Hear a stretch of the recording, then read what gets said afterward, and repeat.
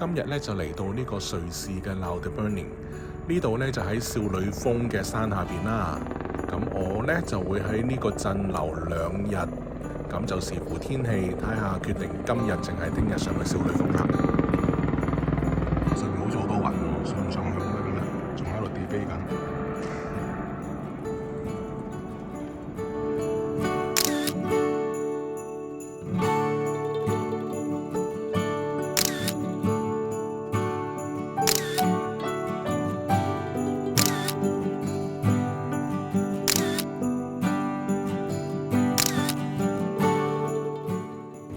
好啦，而家咧就上到一半，呢個站就轉車，呢個叫 Kleinstede， 唔知有冇讀錯啦。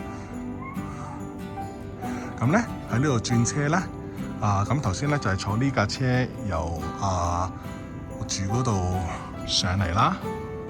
咁咧呢度字點讀咧？頭先住嗰度叫 Lauterbrunnen。咁咧上咗嚟一半咧，就要喺度轉車，大概有10零分鐘轉車嘅時間。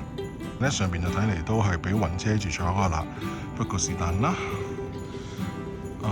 咁跟住咧一陣間咧就要坐呢一架車繼續上。好啦，呢度有個地圖可以睇下啦。咁琴晚咧食飯嗰度咧就係喺 Interlaken 食飯。咁跟住咧，我就揸車就上咗嚟我間酒店。酒店咧就係 Lauterbrunnen。咁跟住咧，之後咧我就坐火車，火車就咁樣上咗嚟呢度。而家我就喺呢個 Kleinstede。咁跟住咧，一陣間再坐呢架火車就上去 Jungfrau Joch，Top of Europe 3454米。好啦。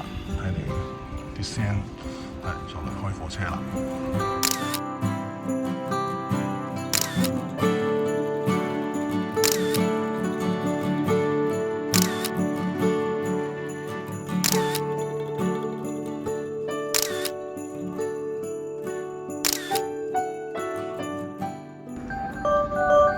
好，坐咗個幾鐘頭嘅火車，就終於上到嚟呢個Jungfrau Joch。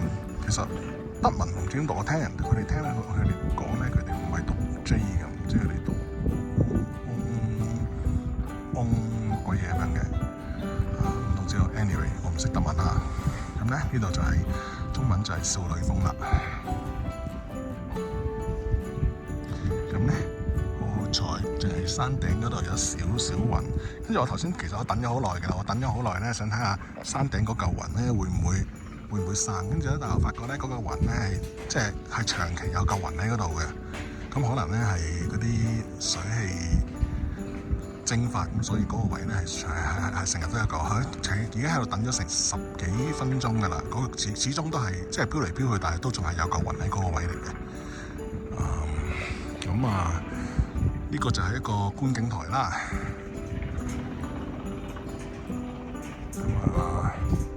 可以睇下呢個地勢嘅。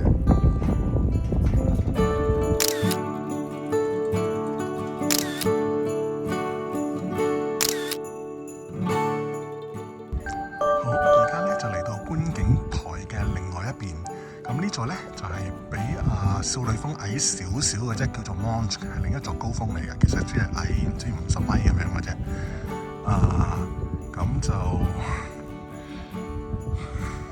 呢度就下邊呢度有一個冰川啦，類似冰川嘅嘢啦。我覺得呢度呢個真係幾壯觀嘅。你唔好睇呢度好似好窄咁樣，其實呢度都幾闊嘅呢度其實。下邊咧就一片雪地，點解會鏟到咁樣咧？其實我都唔知道。咁我哋見到有啲人行咗出去啦，咁跟住就睇下另外嗰邊先。另外嗰邊就應該係頭先嗰個雲海嗰個位嚟嘅。咁咧呢樣嘢要講一講嘅就係話呢度咧就係唔可以太大動作，因為咧呢度可能係氧氣係比較薄少少嘅。即係有陣時譬如話你起佢行完樓梯之後咧，就會有少少氣喘啦。又不至於到唔舒服嘅地步嘅，咁但係就有少少 short brief 咁樣咯，即係唔係好夠陽氣咁樣嘅，即係所以就要慢少少動作。咁另一個問題就係我覺得少女峰有少少貨不對版，點解少女峰冇少女嘅喂？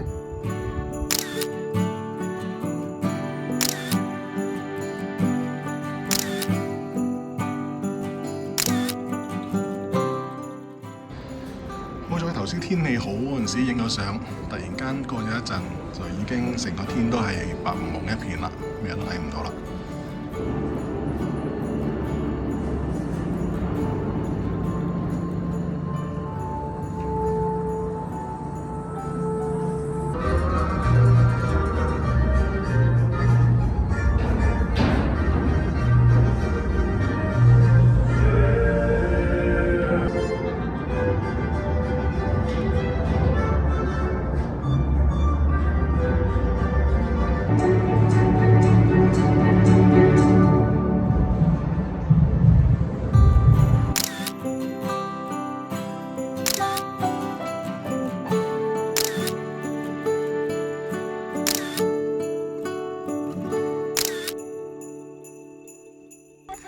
好，結果我都係行咗出嚟嘅。咁啊，其實呢度又冇乜特別嘅，只係一個雪地。咁啊，我仲未研究到呢度點解會產成咁樣。咁啊，少女峰咧就已經俾一片呢個，有隻字嘅。喂，冇禮貌嘅。咁啊，少女峰就已經俾呢個唔知算係霧定算係雲遮晒啦。咁呢個位睇個冰川就冇咁靚。係啦，個天氣就開始要差啦。咁冇乜嘢好做啦，所以我走啦，決定。你冇去搶，錯係好過去搶。